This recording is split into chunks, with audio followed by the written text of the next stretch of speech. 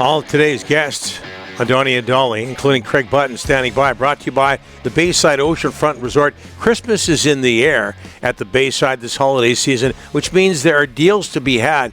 When staying now until February 29th, when you stay a minimum of 2 nights, weekends included, the Bayside wants to give you 25% off their best rate. Must call and book directly through the hotel. From everyone at the Bayside, they wish you and your loved ones a joyful holiday season. Call 250-248-8333 to book today. As we're joined now by TSN Scouting Director Craig Button. Craig, thanks for doing this, sir. How are you?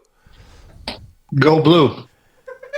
Michigan, oh my. So what's your connection, the connection between you and the Michigan Wolverines?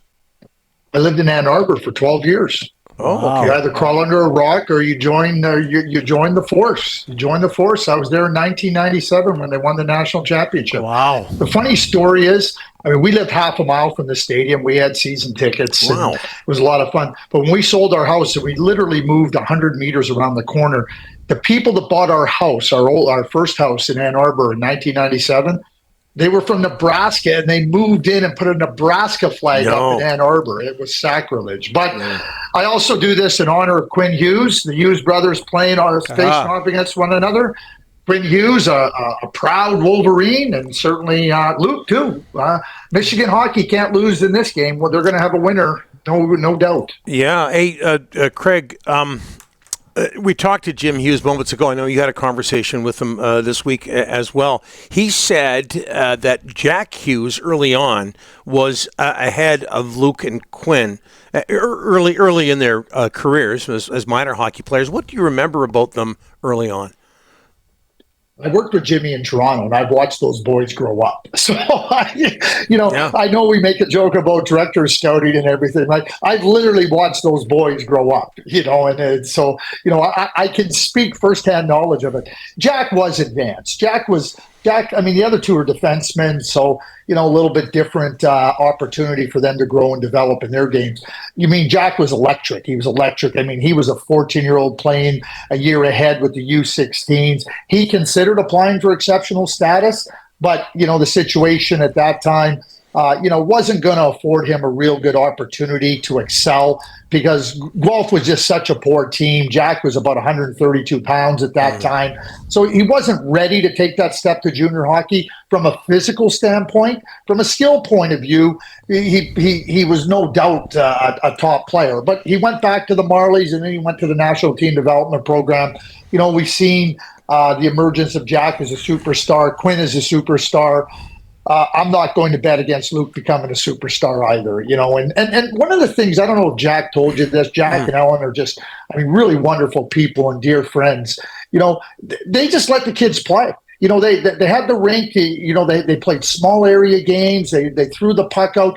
There wasn't a lot of what I would call direction given to the kids. Go out and figure it out. Go out and play. We'll help you in certain areas of your game, with respect to development. But when it came to playing, what they did is they gave them the blank canvas, and they said, go out and paint masterpieces. And that's what the three of them do. I know there are different positions involved here, but what are the similarities between the three brothers on the ice? I would say there's two things beyond the skill that I would say. It's their initiative. All three of them have never been players that are on their heels. They want to take the initiative in the game. They got fire in their belly. They want to be difference makers in the game. And then number two is what I just talked about, the creativity, the imagination. I say this often.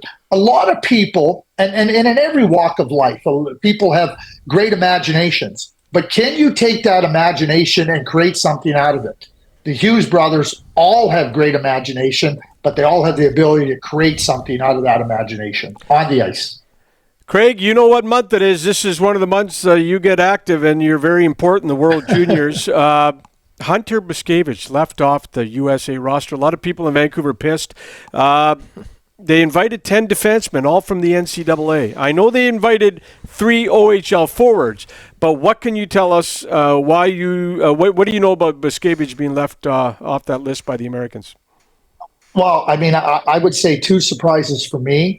were Hunter and Cole Eiserman. Yeah. I think Cole Eiserman is one of the best goal scorers under 20 in the entire world.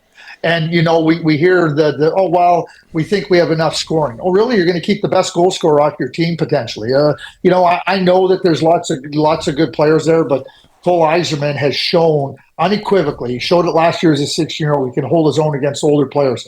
He went to the U18. USA doesn't win that tournament, the gold, without Cole Eiserman. And so, I guess at times you can say, okay, he's a little bit younger. We have enough offense. That's one thing. When it comes to Hunter played at the National Team Development Program. Yeah. He played there for 2 years, and he decided to go to Kitchener, and he's excelled. Great puck play, great hockey sense, really understands where to get the puck is. And this is my assessment. There's not 10 better defensemen than Hunter on the selection team. I know those defensemen. I know them all intimately, very, very well with respect to hockey. And there's no way there's 10 better defensemen than Hunter. I think it's a real slight against Hunter. All right, the Canucks made a trade. They've been pretty active on the trade front last week. What are your thoughts about Nikita Zadorov? Craig, what did they get with that player in Vancouver? Well, let me just start with this. The Vancouver Canucks have had a fabulous season. They've started out so strong, right?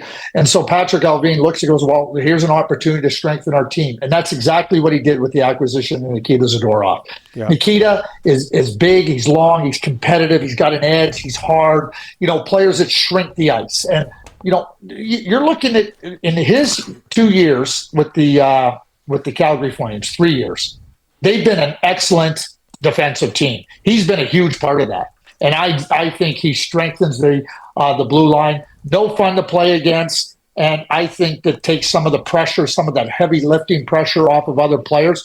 So now you make a trade for Roenick, you make a trade for Zadorov, you add Soucy, you add Ian Cole. The competitive level and the upgrades that they've made in their blue line have been really significant. Really, really impressed. The third thing I'm going to say, and Patrick Allvin deserves all the accolades. Because ultimately what ends up happening, guys, and I said this last week, is that, when Nikita Zadorov or any other player doesn't end up in Toronto, of course the Toronto Maple Leafs made a legitimate offer.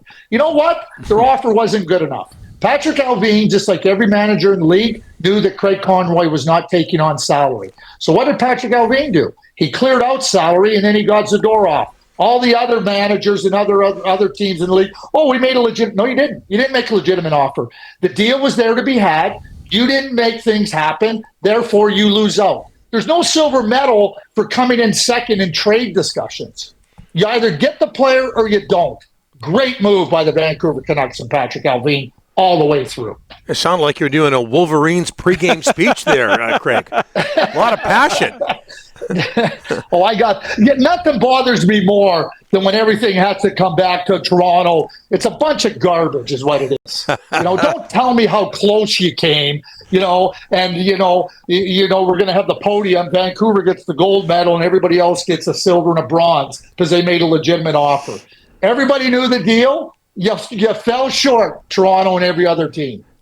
Man, you are talking to the right people, the right show here, Craig. Oh, yeah. We appreciate it. Thanks for this. Well, I appreciate being part of this. Now, on January 1st, which is next year, all I can hope for is Go Blue over Tide. I don't want to see the Alabama Crimson Tide roll.